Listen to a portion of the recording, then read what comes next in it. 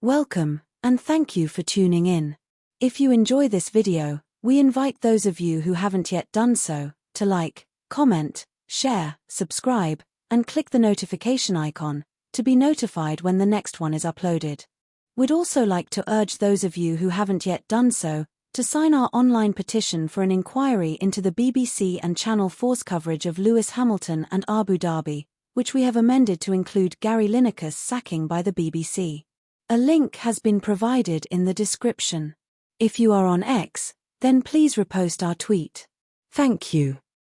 Well folks, we don't mean to brag, and we don't mean to boast, but it is what it is.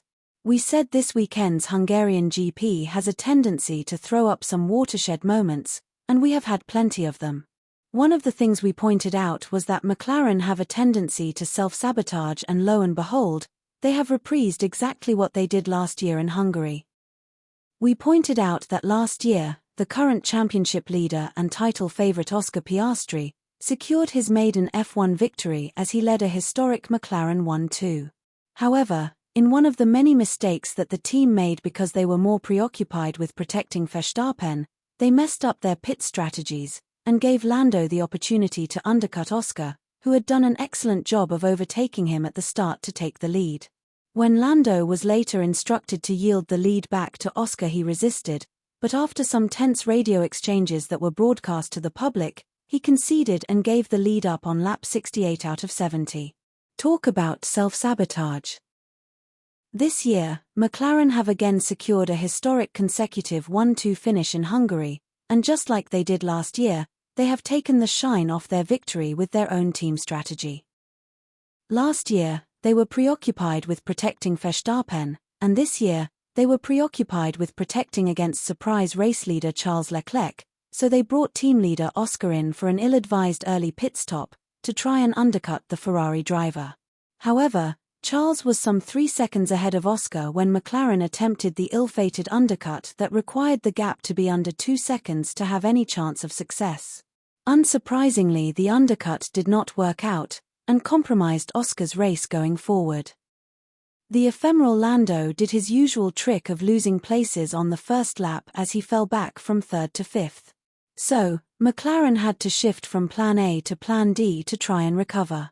Consequently, they called him in for a later pit stop to put him on harder tyres and a one-stop strategy. The same strategy that team leader Oscar had suggested but was advised would be hard to make work. So, if Plan D ends up trumping Plan A, where does the fault lie?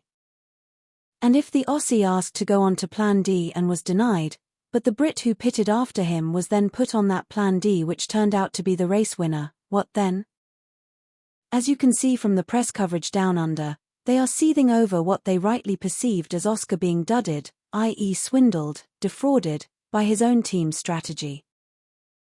F1 fans down under were left seeing red because they felt their man was dealt a brutal blow by his own team. But for McLaren team strategy, Oscar would have won the race to extend his lead. It should also be recalled that, 2 races ago at the British GP, Oscar felt he had been unfairly penalised by the FIA as he was leading the pack behind the safety car, with Max in second. And we all know how that goes. Max out-braked himself and Oscar got a time penalty which ended up costing him the lead.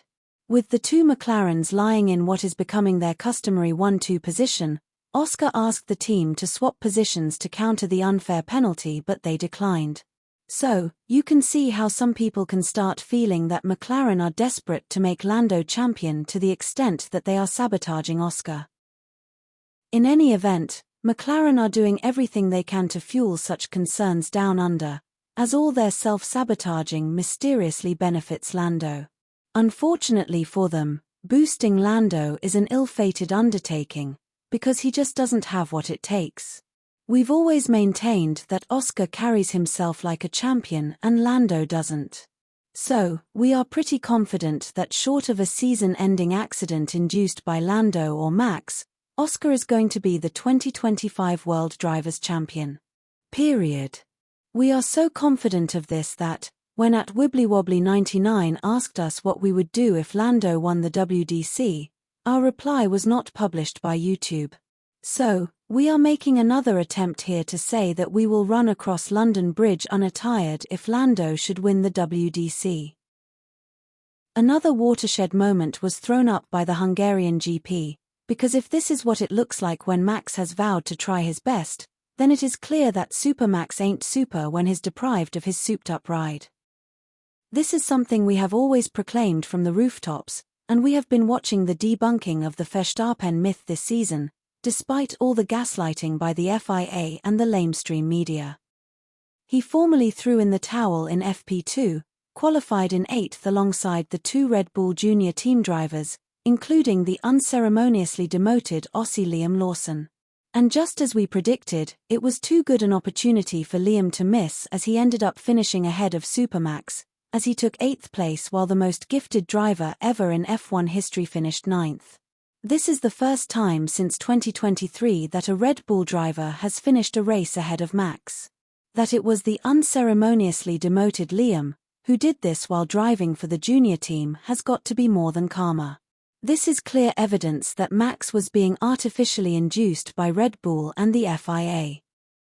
This is the type of dramatic slump in performance that is reminiscent of doped-up sprinters like Ben Johnson, as they yo-yo between unbelievable highs and lows in performance.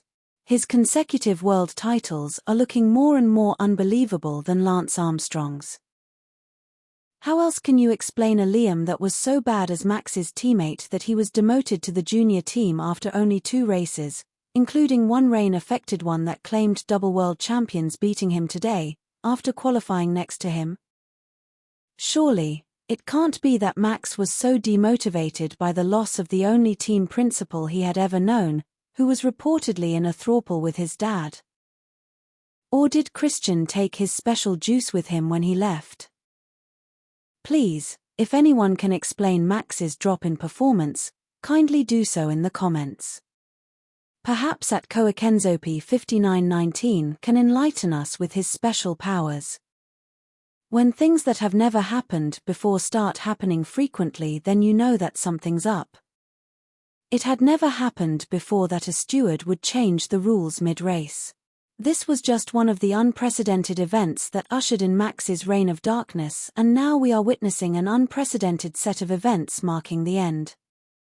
It had never happened before that a team principal would be sacked in the middle of the season following a championship win. It had never happened before that a demoted driver from the junior team would finish ahead of the hitherto invincible champion in the car that earned him his plaudits. How come Max was unable to make any progress in a car that had earned the same number of poles as both the McLaren drivers this season?